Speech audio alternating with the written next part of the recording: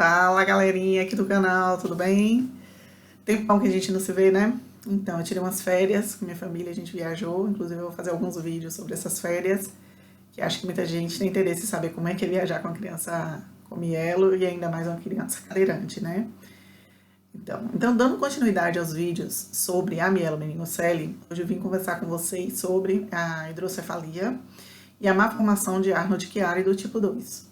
Como a gente sabe, a mielomeningocele ela não vem sozinha, né? Ela sempre traz algumas sequelas e algumas crianças apresentam como sequela a hidrocefalia e a malformação de Arnold-Chiari do tipo 2. A hidrocefalia é mais comumente, né, assim, rotineiramente conhecida como água na cabeça mesmo, né? É uma deficiência de absorção do líquor, que o corpo faz naturalmente isso, mas nas crianças com mielomeningocele, pelo fato deles terem uma má formação já associada do tubo neural, o corpo não consegue absorver 100% desse líquido, que é chamado de líquor, causando um acúmulo, né? A hidrocefalia ela pode já se manifestar na barriga. 15% das crianças portadoras de mielomeningocele já tem a hidrocefalia manifestada já no ventre, e 80%, isso são dados estatísticos, né, que eu tô passando aqui para vocês, 80% dos portadores após o nascimento desenvolvem a hidrocefalia, então é uma coisa muito frequente, né, é uma sequela bastante frequente, bastante importante também. Por quê? Porque é uma sequela que pode causar atrasos cognitivos, né? Por isso que ela tem que ser tratada com bastante carinho, acompanhada bem de perto, porque se der uma sequela cognitiva, aí realmente existe um comprometimento, inclusive na vida adulta dessa criança, né? A hidrocefalia ela é tratada cirurgicamente. Eu ouvi falar, eu não conheço bem, que o pessoal que faz a cirurgia intrauterina faz a utilização de um medicamento, que é um diurético, se não me engano, não sei o nome, não adianta nem perguntar qual é o seu nome, e que no intuito de não fazer a derivação peritoneal, né? Isso é bastante questionado por alguns médicos, mas como eu não sou médico, não posso entrar no mérito, né? Mas assim, o que eu posso falar da minha experiência, né, do meu filho. Meu filho apresentou hidrocefalia desde o ventre. Foi uma hidrocefalia discreta no ventre, bastante discreta, que até o final da gravidez ela se manteve sempre ali dentro do patamar esperado. E após a cirurgia de fechamento, a hidrocefalia ela descompensou, né? Então, Antônio fez a derivação, colocou a válvula na cabecinha no 9º dia de vida. Ele colocou a válvula, né? Ele fez a cirurgiazinha dele e colocou. O que é que eu posso dizer para vocês? No início, assim, um ano, até o primeiro ano, eu ficava muito ansiosa com relação à válvula.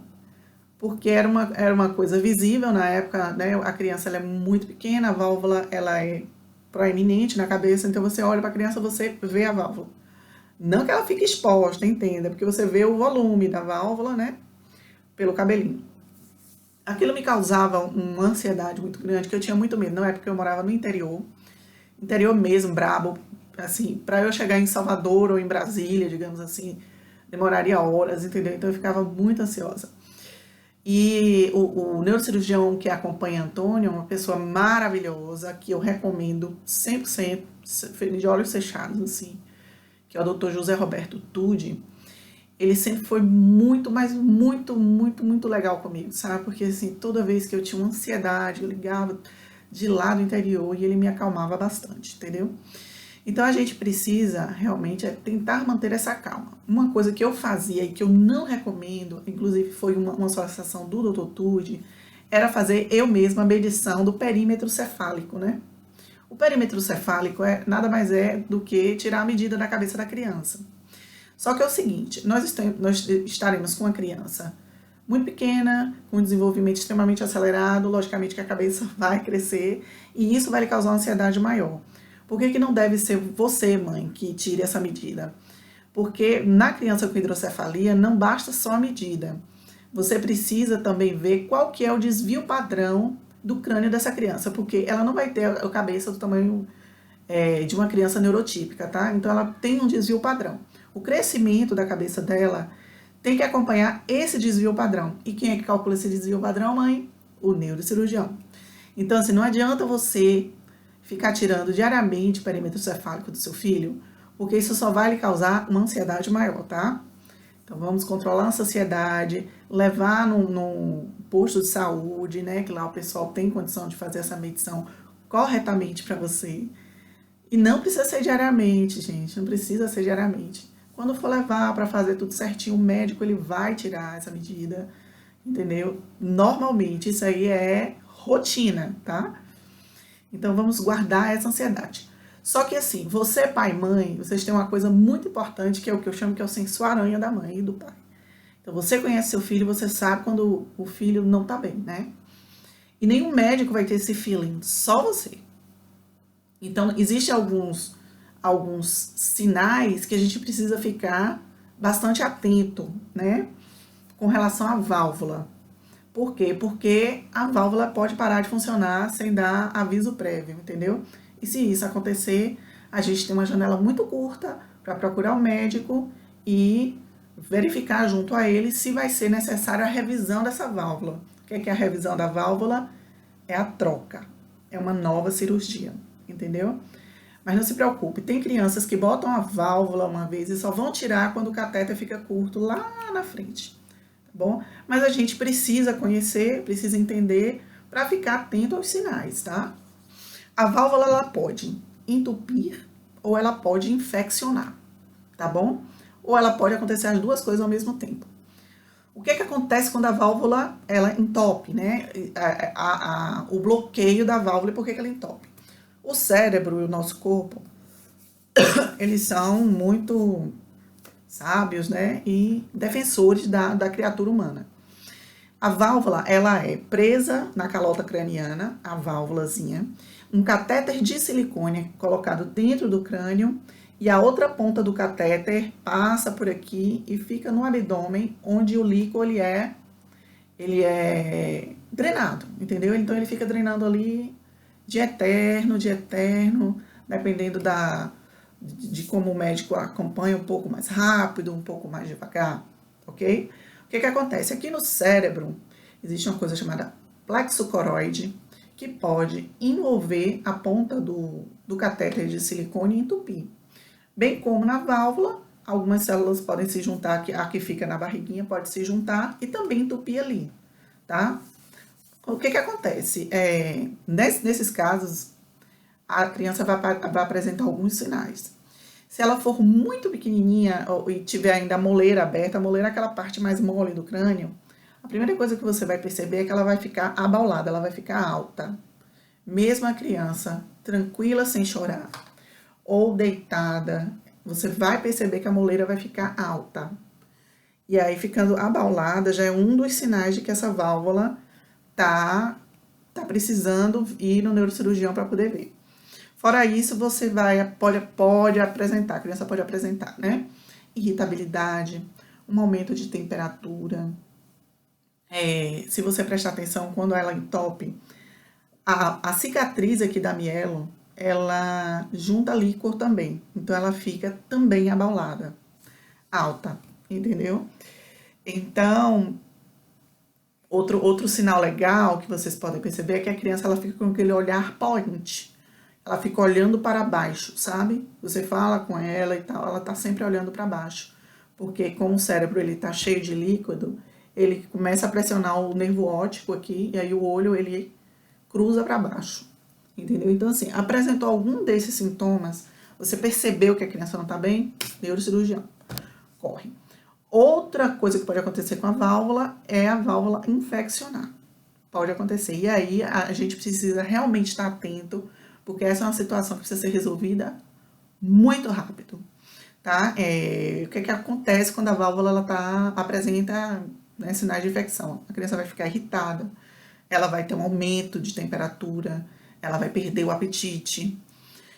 E você vai perceber é, que o caminho que a válvula faz, ele fica vermelho, fica avermelhado, entendeu? Pode aparecer também pequenas erupções e tal, mas esse caminho avermelhado é bem marcante quando a válvula está infeccionada.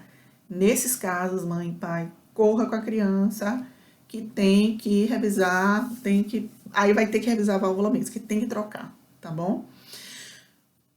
Uma consequência também da criança com hidrocefalia usuária de válvula, não usuária de válvula, mas portadora da hidrocefalia, é a epilepsia, né? Aproximadamente um terço das crianças com hidrocefalia podem ter crises convulsivas em algum momento de suas vidas. Por que isso ocorre, né? Assim, a válvula, ela bloqueia, aí ocorre um aumento de pressão intracraniana, e esse aumento de pressão pode desencadear uma convulsão, tá bom? Muitas vezes a convulsão é um fato isolado, entendeu? Mas em algumas crianças, em alguns pacientes, ela evolui para a epilepsia. Então, nesse caso, vai ter que usar anticonvulsivante, né, como um paciente normal, entendeu? Mas é importante realmente ficar atento. Às vezes a gente fica esperando uma convulsão, que a criança caísse e debater. Não. Às vezes tem convulsões que elas são muito discretas.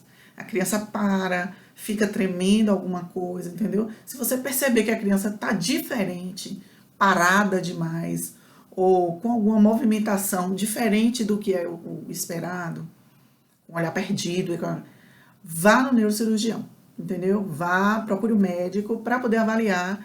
E, se possível, grave, entendeu? Grava esse momento, leva para o médico, mostra, olha, ela está fazendo dessa maneira, o que é que você acha, entendeu? E aí ele vai lhe dizer se é uma crise convulsiva ou não. Quanto mais cedo a gente diagnosticar a questão da epilepsia e das crises convulsivas, melhor, né? Para evitar lesões neurológicas. Tá bom? Outro tema que a gente vai falar aqui agora é sobre a má formação de ánodo de Chiari do tipo 2. Gente, a maioria dos portadores, eu não sei dados exatos, mas assim, 80% possui a má formação de ánodo de Chiari do tipo 2, que é um estreitamento é uma herniação do cerebelo por conta de um estreitamento da base do crânio, tá? O cerebelo, ele fica em formato de banana. E como se estivesse assim entrando aqui no pescoço, entendeu? Na grande maioria mesmo, essa malformação, ela não causa nenhum sintoma. A pessoa fica a vida toda e não manifesta. Outras não, outras crianças muito pequenas, né, nos primeiros 2 anos de vida, podem desenvolver os sinais, né, os sintomas da malformação, do comprometimento ali, da herniação do cerebelo, e aí o tratamento também é cirúrgico, tá? O que é que a criança apresenta? Ela apresenta alguns problemas respiratórios, não de gripe, não de nada, é de apneia, um estridor laríngeo, sabe, aquele chiado, problema respiratório nesse sentido, tá? Outra coisa que pode acontecer, que acontece também, que é ligada à má formação, é uma hipotonia de membros, né, uma fraqueza de membros, que também vocês podem estar observando, a criança de 2 anos muito hipotônica, é um caso a ser avaliado com relação à má formação de Chiari. E assim, posteriormente, pode aparecer também algumas complicações, alguns sintomas gástricos, né? Então, o ánodo de Chiari, ele vai envolver respiração, vai envolver tônus muscular e alguns sintomas gástricos. Apresentou algum desses sintomas, é caso cirúrgico, tem que tratar, tá bom? Pode ocorrer também dor de cabeça, mas aí você só vai perceber se a criança já for bem maior. Quando o prognóstico de cura, né, desses sintomas após a cirurgia é de 70% a 100%. Então, assim, quem faz a cirurgia, os problemas desaparecem logo, alguns nas primeiras horas depois da cirurgia, outros demoram algumas semanas para poder debelar, né? Principalmente o pessoal que está assistindo dor de cabeça, essas coisas. Mas assim, qual é o meu recado para você? Apesar do nome, algumas pessoas falam síndrome de Arnold-Chiari ou má formação de Arnold-Chiari, uma coisa que eu quero que vocês fiquem tranquilos é que assim, a grande maioria não apresenta nenhum sinal, nenhum sintoma, passa a vida toda com a má formação e não desenvolve nenhum dos sintomas que eu listei aqui. Caso desenvolva, é hora de pensar em ir no neurocirurgião para avaliar a cirurgia, que nada mais é do que uma descompressão aqui da base para que o cerebelo ele fique mais livre, ok? Então, hoje a gente falou sobre isso. No próximo vídeo eu vou tratar com vocês sobre tratamento multidisciplinar, né? O que é que a gente faz com essas crianças depois que passa por esse monte de cirurgia. A gente recebeu, tá em casa, o que é que a gente vai fazer a partir de agora, né? Eu espero vocês no próximo vídeo. Se você gostou, me dá um joinha, né? Curte aqui, se inscreve aqui no meu canal, me segue aí nas redes sociais, tudo, eu tô em todas. E até a próxima. Um abraço.